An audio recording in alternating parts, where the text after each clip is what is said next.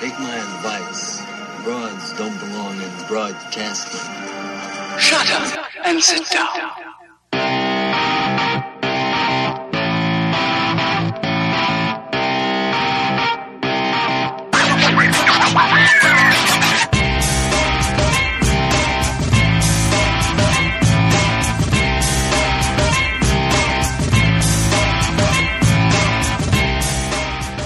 The smallest room I've ever seen. I feel like I'm watching him in the bathroom. It feels so disturbing. Are we on live yet? Please say no. No, we did just go live, yes. I'm in a phone booth. Okay. Hey, everybody, that's Jeremy. So, all right. Yes, welcome to the show, everybody. We are going to introduce ourselves. I am Natasha. I'm Ken. I'm Sarah. And I'm Cheryl. And I'm Jeremy. We did so well. Yay. No awkward pauses at all. So yeah, let's I'm gonna let Karen take the lead on this one because she has like a whole point by point plan on how she's gonna talk about things. So take it away, girl. I do. I'm excited to have Jeremy with us. He is legislative director, policy director at the Colorado Bar Association, and we've been hearing a lot about judges lately, and I thought Jeremy might be able to help teach us a few things to put this all in context about what's going on. So if you wouldn't mind introducing yourself and saying a little bit better what you actually do, that would be great. Sure. I'm Jeremy for the Colorado Bar Association, and it's my job to make sure all the legislation that we look at in Colorado and that the bar takes a position on for, against, amend, oppose, gets its necessary outcome. We pass what we want to pass, we kill what we want to kill, and move on with life. And that's my job. What does the Bar Association have to do with legislation anyway? I would think that you guys are a variety of different people. How do you agree? We have a long process that there are 13 voting members that are appointed by the president, and they ultimately make decisions based on a weekly meeting. The general process, as quickly as I can go through it for y'all, is to flag bills, and we use Bill Track 50 for that, and then run them through sections. So all of our business law lawyers, for example, get a chance to look at business law-related bills, or real estate lawyers get a chance to look at real estate-related bills and see how this works. It's thematic that way. And then based on their recommendation, we take that to a weekly meeting of those 13 members called our Legislative Policy Committee, and they vote whether or not we want to get involved in a bill and what position we would take. And then based on that vote, my contract lobbyist and I go down to the state capitol and make sure it happens. And is that based on the best interest of the Bar Association, or if it's quality legislation, or if you're just a bunch of partisan hacks? What's the idea there? We're partisan hacks. It's based on pretty much section specific information. So when a section looks at it, they're looking for clear and consistent law that works with CRS, Colorado Revised Statutes, and whether or not it improves the law or clarifies the law or addresses something that needs to be addressed, a qualification or an improvement. Those are the kind of bills we look to pass. If it's detrimental or it changes something, affects the court system, then we tend to oppose those related bills. So we're looking at it through a sort of a matrix of what's good for that area of law. And we try really hard to define our comments and refrain from commenting on things that are policy or only oriented. We rarely get into bills on that. We try to stay as far away from the controversial stuff as possible and work just to make sure that what we do has a positive impact on law in Colorado. So it would seem boring, but it's actually pretty fun. It seems pretty technical. But so you're talking about, making sure the law is compatible with what already exists and not making new loopholes and stuff like that, right? Yeah, or we are, making sure we close loopholes. We're lawyers, but keeping the ones open we like. But we're not live, are we? I'm kidding. And so are the lawyers paid for that? Like, who pays them to do that? No, it's all volunteer. It's a volunteer bar association. I mean, they pay us membership dues, and all of their work for me is They're volunteers. We rely on their time, and at one point, I think that if I calculate the number of volunteer hours, that I have about 40 lawyers that comprise my review committees that they would spend on legislation or at the Capitol. It's probably close to 500 hours worth of pro bono hours. Not pro bono because it's not the same thing, but free hours of legal advice that I get a year. So. That's amazing. So, do they just see it as their civic duty, or does the bar require it? No, the bar doesn't require anything in terms of that, but it's a pretty prestigious thing. And lawyers who figure out that by getting involved in the legislative process while bills are being made have a better chance of understanding the law, getting changes that they like, or clarifying things that have always sort of not made sense. And so I get a lot of really committed and technically knowledgeable experts who are very passionate about their area of law. So, we do, for example, we ran a bill last year that clarified who owned half of an alleyway when the city didn't want it anymore. So not the most exciting bill in the world, but something that several lawyers were pretty passionate about because it was messing up their contracts. So, well, I find it really reassuring that people who know what they're reading and are familiar with where it's going to sit in the law are actually looking at these bills. So I assume all of the states do this, all of the different bar associations. Yeah, to one degree or another, and this may play into the judges' conversation a little bit later. There are two basic types of bars in the United States, a mandatory bar and a voluntary bar. Colorado is a volunteer bar. What that means is that a mandatory bar is one where the Supreme Court has the Bar Association as part of its jurisdiction. And so bar members, you have to belong to the state bar in order to practice law. And the state bar then it includes the courts, includes the judicial branch, includes judicial discipline, includes lawyer discipline programs, includes continuing legal education. It's all in one big package, and you have to belong in order to the bar in order to practice law. Colorado is a volunteer state in which the Supreme Court and the court system and the regulation of attorneys is located differently. So we do a number of things that benefit members, but we don't, in fact, require membership. You don't have to belong to the Colorado bar in order to practice law in Colorado. So that does a couple of things. One, it allows our membership to be engaged on more broad topics and to engage on more types of legislation. And it frees our hands just a little bit to get away from some of the more stringent oversights. There are actually court cases that dictate what mandatory bars can and can't weigh in on. Oh, all right. So interesting. Okay. So, thank you for sharing that. There's your useless trivia for the day. That's all completely new to me. But I'm completely excited that legislation gets reviewed by people who are not writing it and don't have a partisan or a policy outcome, just a level of quality outcome. So that's great. Mm-hmm. Well, what I wanted to talk to you about was, and why you came to mind when I was thinking about judges, is I heard on a podcast that the American Bar Association has traditionally rated judges and that this White House has chosen not to honor those ratings anymore. And I've got a statement to read to that effect, but I was really kind of curious how judges get picked in the first place for these ratings to even come into play. And even I don't even know how the Colorado Supreme Court gets picked. So I know that Gorsuch was chosen from the Colorado Supreme Court to now be on the Supreme Court, but now what happens to his position? How does that all work? Well, actually, Gorsuch came from the 10th Circuit. Okay, good. So he was not the Colorado Supreme Court. And he was appointed to the federal 10th Circuit a number of years ago, and I apologize, I don't have the numbers in front of me, but he was appointed through the federal process. So the U.S. Supreme Court, the president at the time, and again, I don't know who appointed him. I apologize, I could look it up. But it predates my tenure in this job, so I get a pass.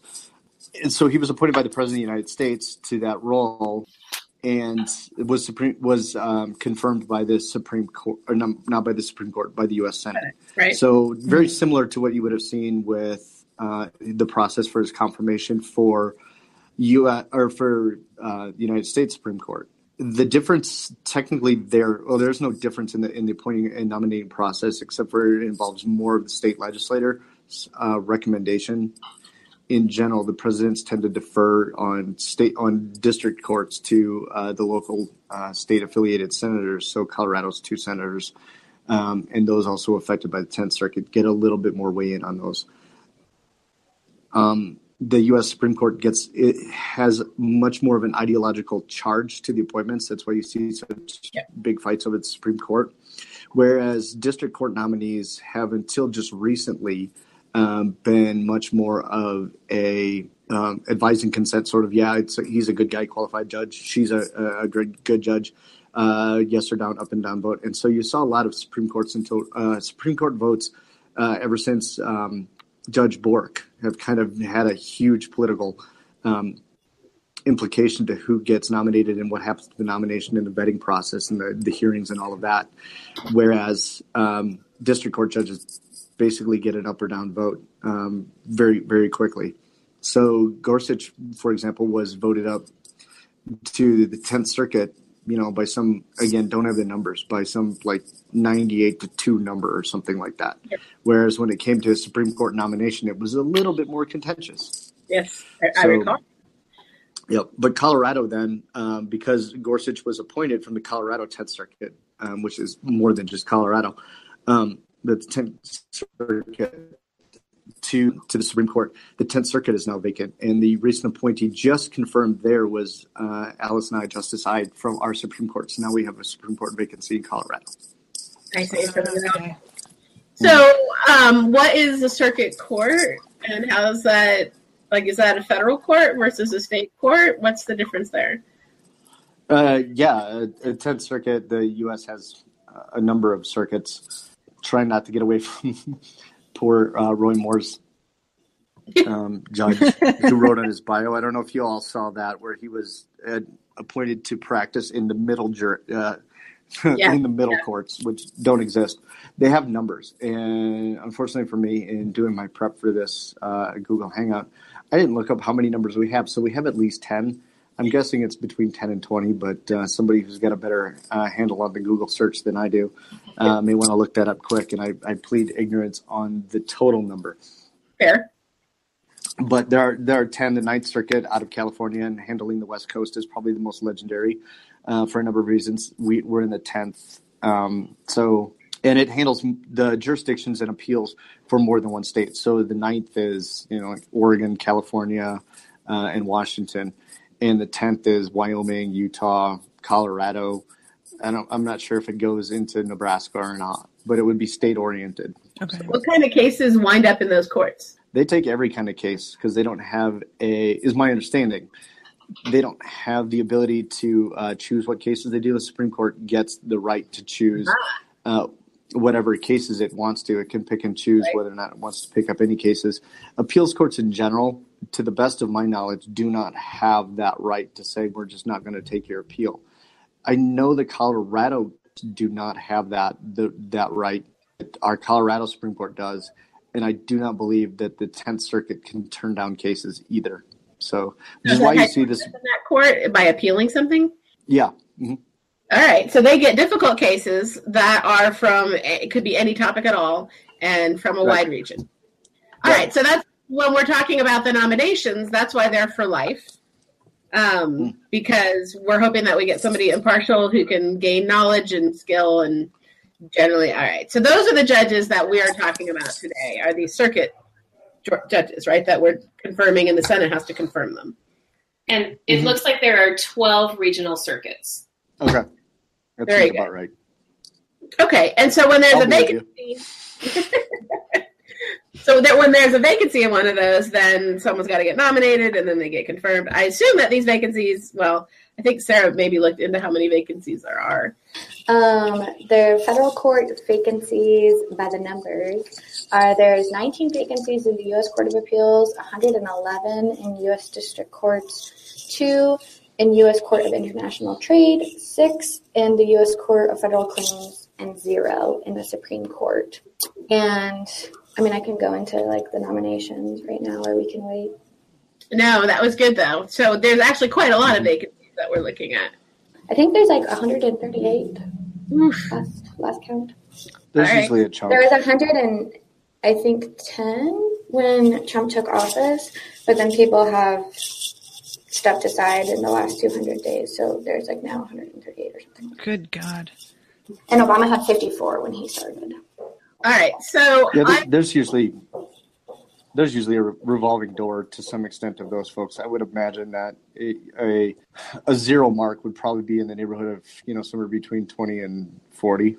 I mean, just people moving up, moving down, retiring, and they don't get replaced very quickly. So, sure. I mean, it's going to take a Senate hearing. All right. So in the past, the American Bar Association has published their ratings. And so just like we were talking about how you guys get together and then you have kind of a system for how you decide if bills are good or bad, the American Bar Association does the same thing and has these ratings. So I want to read this statement that the president of the Bar Association made recently, and then I want to talk to you about like what this group actually is so that we can see how reasonable this is. All right. So this is March 31st. The American Bar Association has been notified that the White House does not intend to follow the longstanding practice of inviting the independent ABA Standing Committee on the Federal Judiciary to review the professional qualifications of prospective nominees to the lower federal courts on a pre-nomination basis. President Eisenhower first invited the ABA into the process in 1953. Since then, with the exception of George W. Bush, the ABA has been asked by every administration to conduct pre-nomination evaluations of the professional qualification of prospective nominees. This helps ensure the highest quality judiciary through an objective, nonpartisan review of the professional competence, integrity, and judicial temperament of those who have lifetime appointments on our federal courts. All right. So this standing committee, I assume it's a variety of people. Are they also volunteers? Do you know? I would imagine so. The ABA is organized exactly the same way that the Colorado Bar Association is. They pay dues. It's a voluntary association. You don't have to belong to the ABA to practice law in the United States. So my guess is that the folks who are in that room, A, want to belong to the bar, B, choose to be there, and C, volunteer their time to be on that committee. So what's it like around the office? Like, are you guys political or do you avoid that? And do you think this group is politically motivated when they're making their nominations? I don't think, I know we're not. We go way out of our way to ensure that the Colorado Bar is as nonpartisan as possible. I mean, our mission to some extent within the legislative guidelines we follow, and therefore the rules we have established for ourselves at the Capitol, are to not weigh in on policy issues precisely because I have members on both sides of the aisle. I mean, with the volunteer organizations such as the CBA and the ABA, you have far left members, you have far right members, you have members anywhere in between the spectrum. And so, again, like any association, if you go pissing off half of your members, can I say that? Does that need to be on the 6-second delay? I don't feel it does. Okay. So I feel like you should just scroll a disclaimer like CNN at the bottom of my screen. Like, warning, not for young ears. I'm pretty sure anybody who has listened to any of my other shows is completely aware and prepared for this. I'll try to drop an F-bomb then, just for your benefit. Please, yes, so, encourage this.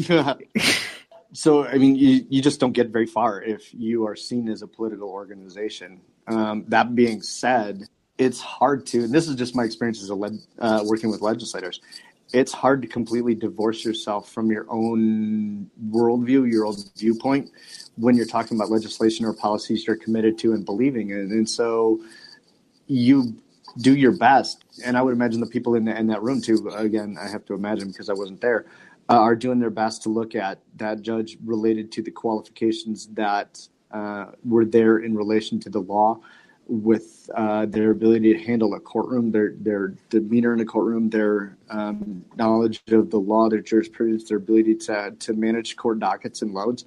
And that weighs far more into their decision, or it should rather, than how that judge is perceived to rule on law. So I think you're finding out a lot less, too, to kind of circle back to the Supreme Court nominations just a little bit, that the hearings that these folks go through are something of a partisan show on both sides, where nobody really wants to talk about how they can rule. I mean, it's sort of legendary that they don't take any comments anymore, whereas That wasn't 40 years ago when people would throw out how they viewed the Constitution.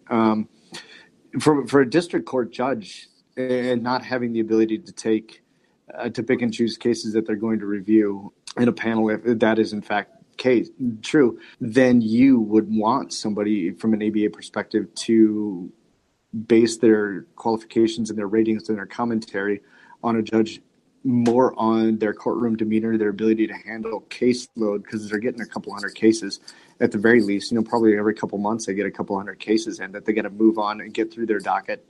I mean, the partisanship of most judges is not up for debate. It is certainly at the Supreme Court level, but because they're deciding policy issues. But for the most part, judges, even at the circuit level, who cases are mostly clearinghouses for rote established law, where they're just deciding based on the facts of the case. And that's what you want a judge is who can look at the facts of the case, move the case along, and get an effective, quick, timely ruling out so that people can move on with their lives. So that's what the ABA is going to be rating on.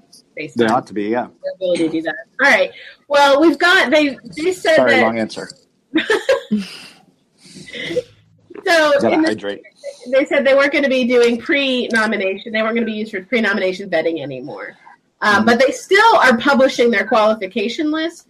So we'll put a link to that in our show notes, I assume, and up on the website at any rate, so that you can see how they've rated all of these different judges. But, they're still putting the ratings out, and I personally think that they should be used. I think that lawyers who want to give us their time and their expertise and any experience they've had with these judges is just important. So thank you, Jeremy, for explaining to us how that lawyers are the good guys. Sometimes they do good things. We're mostly the good guys. Mostly the good guys. Keeping the country safe to be in.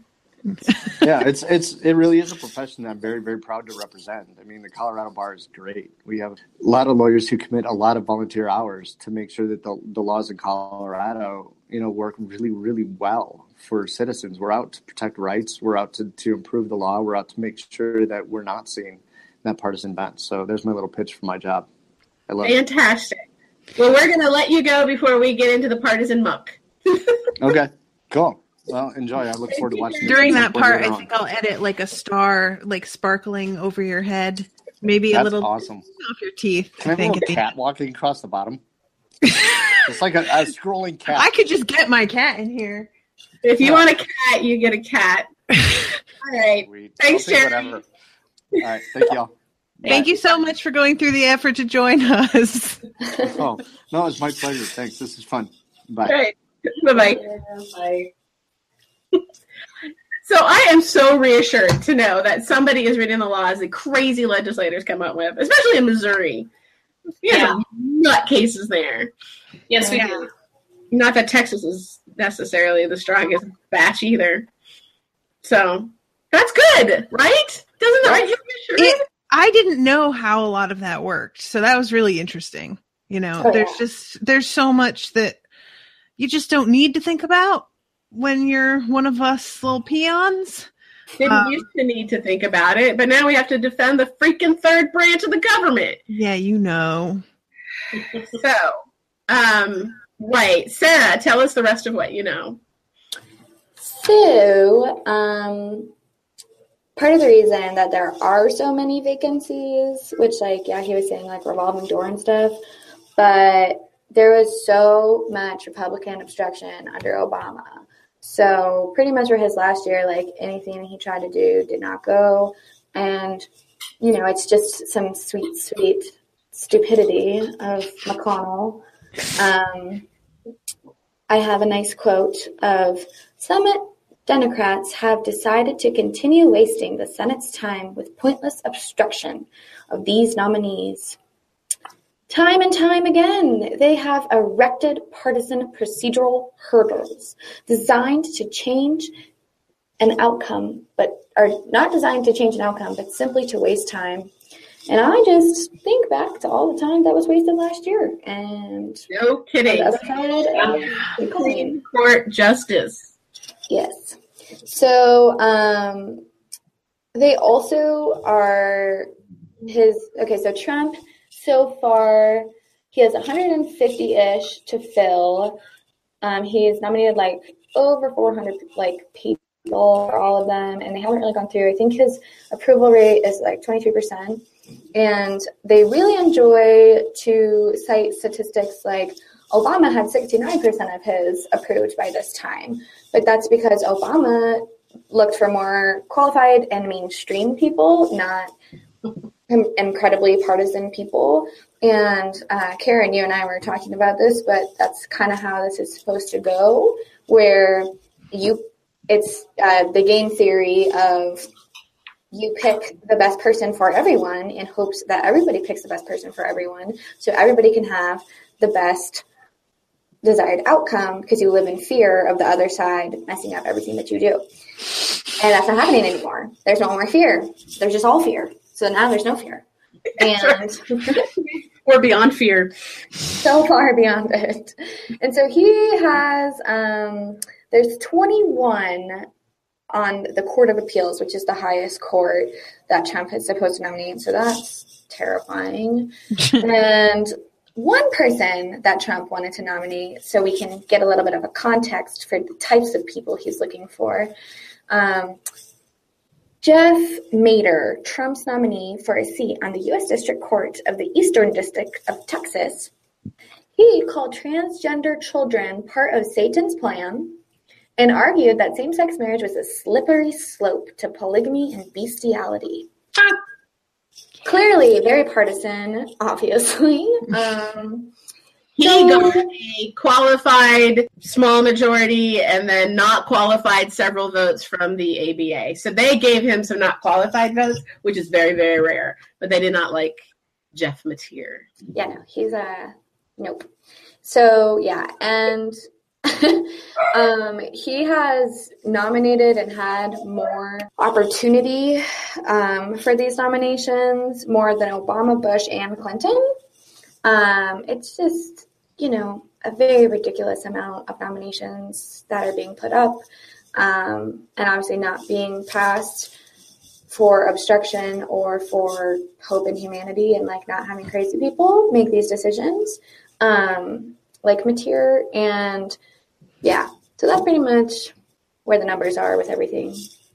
So it's really, really important that some sanity is in play here, that we don't get really terrible people, because it's a high court and it's a lifetime appointment and there's going to be a lot of them. So this, when we say Trump's not getting anything done, he's not. No bills have passed, right? And all of his executive orders can be undone. But this stuff can't be undone. It's going to take generations to fix. Mm-hmm. So at best, we have to at least slow it down as much as we can, or get the worst, weed out the very worst of them, mm-hmm. So that we can survive this assault. This is terrible, terrible. All right, I'm going to share a judge, and then maybe you guys have one. So you guys have all heard about the young guy. I'll skip him. Leonard Stephen Grass, all right? Some of his colleagues interviewed by the ABA as part of the evaluation thing they do, said he was gratuitously rude. He argued that lower courts should be able to overrule Supreme Court decisions on abortion rights because abortion jurisprudence is, to a significant extent, a word game. So that's nice. Yeah, it's all just words to us. That's where we're at. And some of the evaluators of the committee found the temperament issues, particularly bias and lack of open-mindedness, problematic. He got and the evaluators found that the people interviewed believed that the nominee's bias and the lens through which he viewed his role colored his ability to judge fairly. That's quoting from Politico. He got a not qualified. There have been 2 not qualified people since, I don't know, since they started in 1953. And Trump has nominated 2 already so far in a few months. Good God. So he's he's just turning out terrible, terrible people. But that guy got through the Judiciary Committee. Hey, what do we know about the Judiciary Committee and how that works? Are you asking one of us to answer this? Yes. I mean, I know barely anything. All right. This is somewhere where I really checked out in school. Okay. Fair enough. So you know what? No, I'm gonna cut in because I think this goes to the point that I've brought up a few times about when I go to vote and vote on judges, I know very little. So this is something that has been sort of working in the background. I know I haven't paid attention to it. I've had an assumption that the people that find themselves in these roles are judicial. They comport themselves. They have the temperament to do this. And it's terrifying to see that, that Trump is nominating people, as he has for cabinet positions and whatnot, who seem to be diametrically opposed to the basic expectations of the role. Yeah. Well, and 91% of the people that he has nominated are white, 81% are male. Like, we don't need that percentage of those people, making the decisions that affect the country when that's not what the country looks like. Yeah. And I might just add kind of snarkily and sarcastically that we don't have a good idea of what percentage of those are sexual predator pedophiles. Exactly. But, as long as I ask the mother's permission, then yeah. No foul. Do you want to hear a couple more nominees? Sure.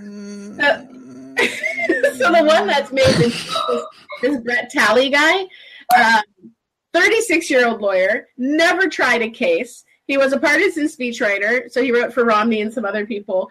He has a partisan blog where he uses phrases like Hillary Rotten Clinton.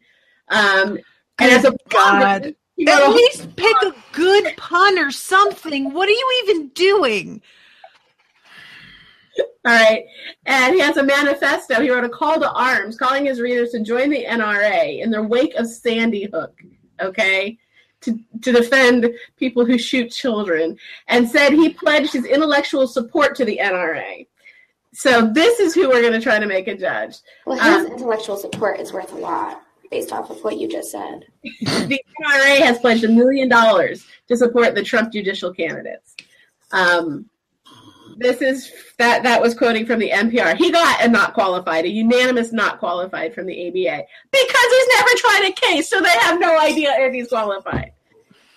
And it came out later, like I saw this yesterday, I think. He's actually married to a White House Seattle lawyer. And so that's how his name came up. He's 36, lifetime appointment. If this guy gets through, and he got through the Judiciary Committee, so now that's the group of senators who decide who's going to be nominated and put to the floor. Who made it through that step? And that is Jeff Flake voted for him. That is people we count on to be maybe the voices of reason in the party. Apparently not. That doesn't go far enough. And I'm pretty sure some of the Texas senators are on the Judiciary Committee as well. Yeah, he got through on a straight party vote. Here's some people that were slightly more qualified, but still not qualified according to the ABA to some degree. State Senator, Tennessee State Senator Mark Norris, has one of the most frightening and offensive records we've seen. Wow.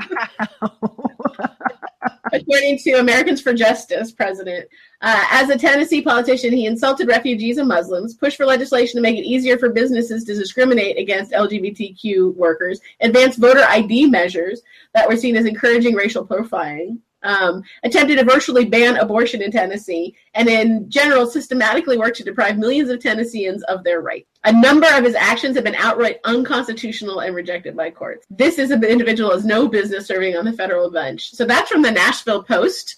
That's a Tennessee newspaper, and that's what they thought. Yeah, so the ABA gave him sort of qualified, sort of not qualified. These people are unacceptable. Well, and what's crazy is Obama nominated 15 district, 12 circuit nominees his whole entire first year. And Trump has nominated at least that many that are literally straight up unqualified. Yeah, and they're getting through. So yes. I want to call confirmations. Sarah's face. I apparently got her all ginned up about something new. Those of you who listen to this on iTunes really miss out on some class A expressions on all of our faces while Karen is reading us some of this information. It is, oh man, I really enjoy just the description of somebody's career as being offensive and frightening. Good. I feel that way like every day when I read the news nowadays. God damn. So there's not that much we can do. A lot of these people are going to get through. But we can beg our senators to at least have a care for the future and don't break the country completely. And as Jeremy, I think, showed us pretty clearly, these ratings are valid. This is a good way to at least sort out people who genuinely would be bad judges. So I want to call and ask my senator to still respect those ratings, even if the Judicial Committee is not going to disqualify people based on the ratings. I think my senator should and should vote against anyone the ABA said was simply not qualified. That's a small thing to ask, and I think that it's something, right? Like, that's fair. So that's the point. The ABA will continue to publish those. They will be readily available to those senators. It is just a matter of them including that information in their consideration set. Exactly. Well, and I just don't understand when exactly the shift went from, like, let's not give a shit if people are qualified for anything that has to do with running our government, and just keep on pushing them through. Like, when did that really... January. Yeah. Yeah, but, like, seriously, like, who was the first domino to start this cascade of craziness? Like, was it DeVos? Like, I don't know. Which one was it? I feel like it started with Mitch McConnell just being like, we're going to block him at every turn.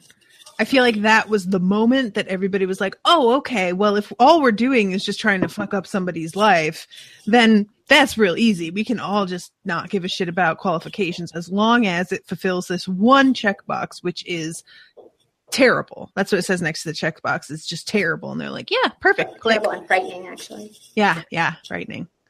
We'll make it a game. It's not just a game. It's our country. Mm-hmm. And she needs us. Well, and it's not a pride.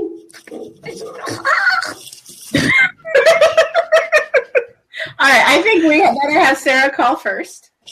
And then maybe get back to class before her head explodes. I am loving so much that I am not the one that's like incoherent with rage this week. It's not me for once. I feel like it's always me. Because I already exploded my brain today, and then this is still further explosion. Who are you going to call? Ghostbusters. Sorry. You tell him. You tell him what you know. You tell him what you think. Man, I try to do that all the time. He thinks you're calling about taxes, but you're not. Thank you for calling. And so in my call history, I like only call Corey Gardner pretty much. And the other week, someone was like looking through it, and they were like, "Who is Corey?" And I was like, "That's our senator." Oh, that's awesome. He sounds hot. Yeah, what a name. Oh my God, that's brilliant. Isn't that really funny? Hi, this is United States Senator Corey Gardner, your senator from the great state of Colorado. Thanks for calling my office. Please feel free to leave a message. Hello, my name is Sarah Johnson, and I am a constituent in Denver. My zip code is 80211, and I am calling to ask you to oppose the nomination of Jeff Mateer for U.S. District Court on the Eastern District of Texas. He discriminates based on sexual orientation. He called transgender children part of Satan's plan. He thinks that being gay is going to lead to bestiality. This is not a sane person.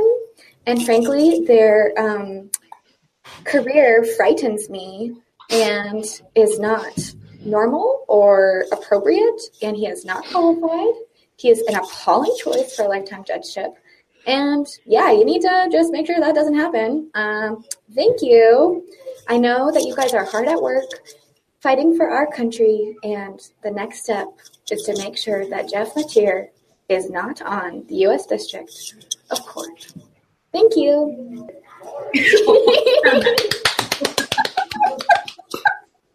Best call ever. This is not a sane person.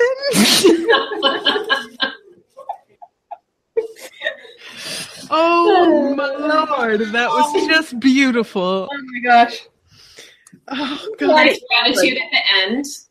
And if anybody else didn't see it, I do want to point out our buddy Cory Gardner did take a positive stance on Roy Moore, saying he does not belong. Yes. Yeah.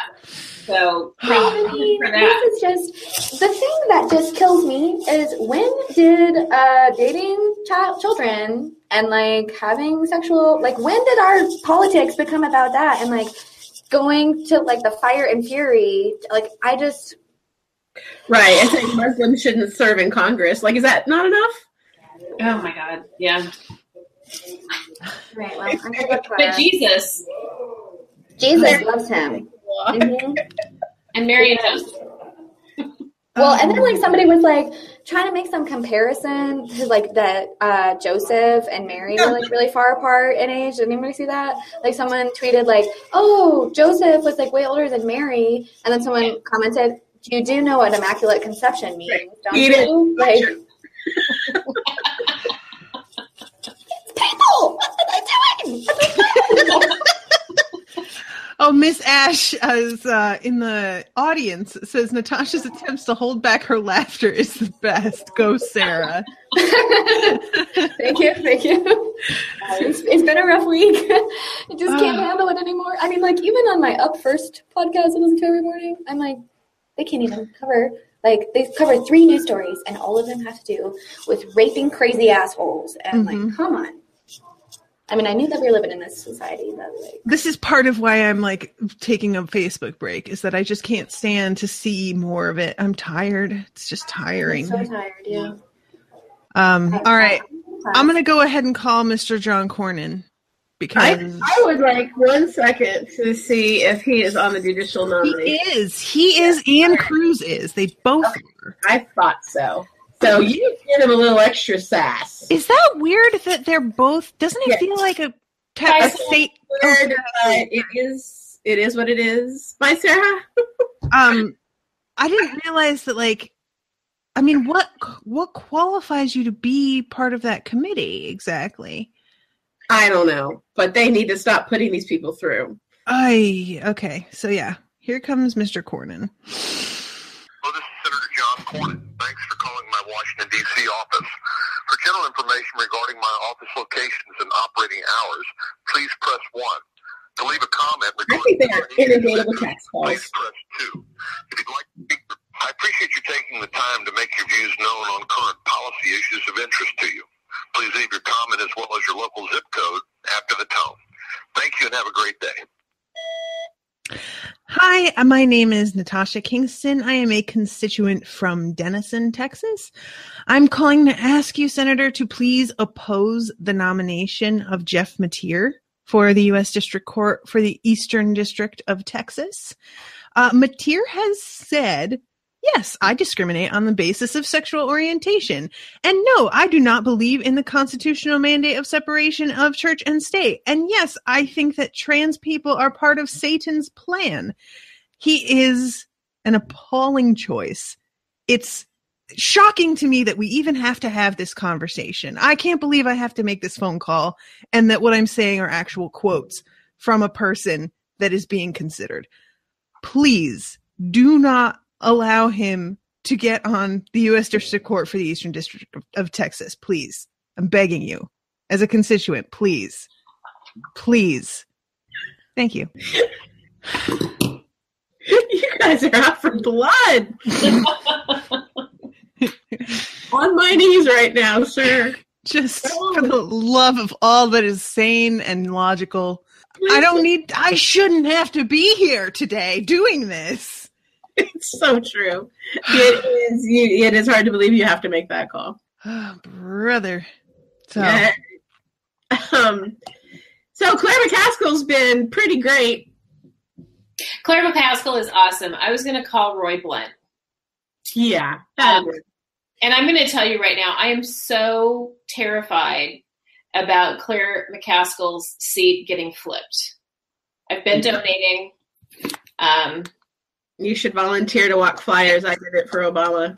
I need to volunteer. I just, introvert. I don't want to talk to people I don't know. I understand. They had me just put like little flyers out so everybody knew when election day was and where to go.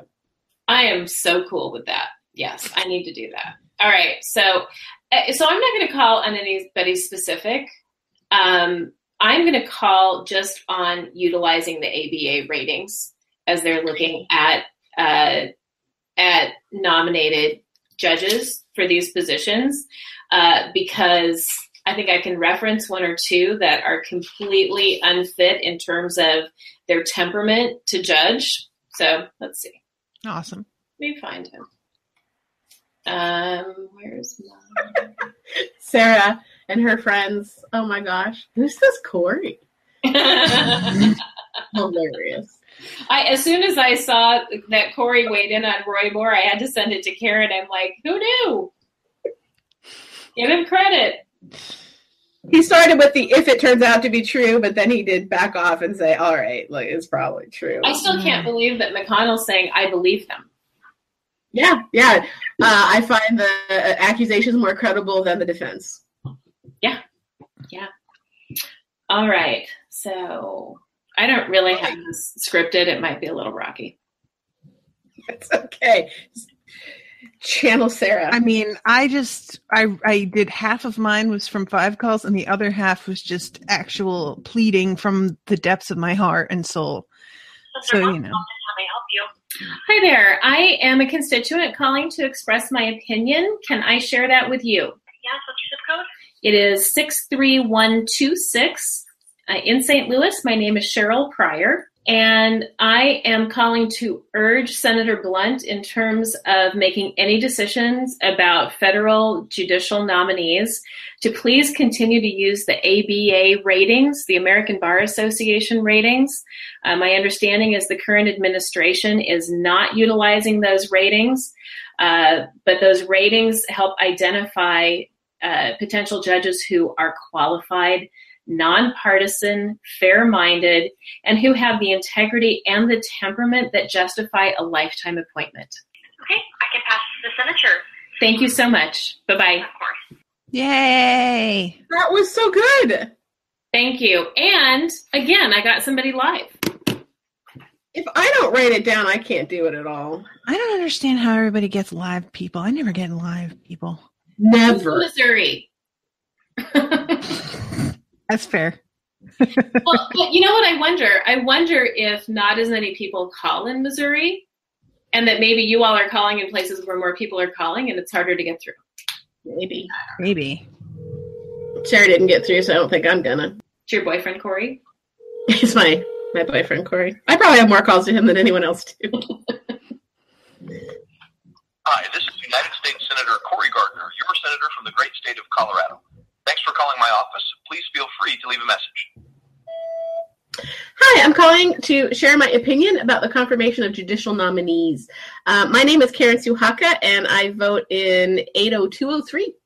I am concerned with the quality of some of the nominees that have been put forward, in particular Leonard Stephen Grass and Brett Talley, who both received not qualified ratings from the American Bar Association. Indeed, I'm worried about the decision not to use the bar ratings anymore. These are lifetime appointments, so care should be given and all resources available consulted to make sure we are putting qualified, impartial people in place. Please take the Bar Association recommendation seriously and help protect our democracy by making sure all 3 branches are healthy and strong. Thank you. Beautiful. Lovely. And I bet their phones are ringing off the hook about the tax plan, as well they should be. But, man, this has me burning up. Yeah, and Karen and Natasha, I think I sent you and Sarah an update yesterday on the implications of this new tax plan for graduate students. Mm-hmm. Yes, so doctoral students who get their tuition and are not charged for it, but it would be considered taxable income. I'm sorry, when you have people at the top who are going to be getting massive cuts, I just don't get it. It's craziness. And that will drive out the students we want. That'll be like the STEM kids who are coming from China to come learn here that we might capture and get them to stay and make companies in America. It's like it'll also push doctoral students from the U.S. to go to other places where they get a better deal. How does that do for making America great again? Yeah, it's terrible both ways. Unbelievable. There's more in there. Like, I don't even want to get started on how terrible that plan is. but let's just say the word personhood appears in there, so that's a problem. Mm-hmm. Yeah.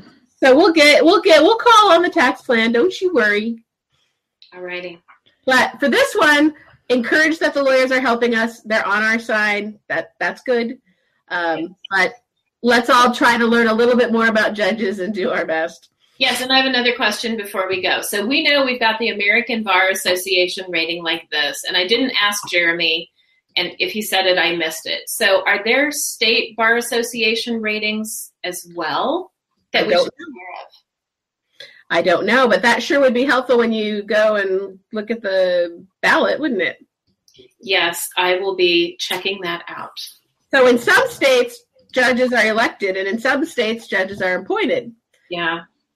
In some states, I think it's called the Missouri model, actually, judges are appointed and then get confirmed by the electorate on a periodic basis, and that's what Colorado does. Okay. So that's like a good hybrid. But yeah, all the different states have different ways, but we should keep an eye on our judges, and but particularly these federal level ones. So yeah, I think we were right to call our senators on this. Well, thank you, Elise, a lot. We went longer today than usual, but I feel like, things will happen. It's fine. Yes. Thank you. Thank you. Yeah, thank you all for coming, and thank you to Ms. Ash in the audience for cheering us on while I tried desperately to hold in my laughter. Appreciate it. All right. See you again soon. See you next week, guys. Bye. Bye.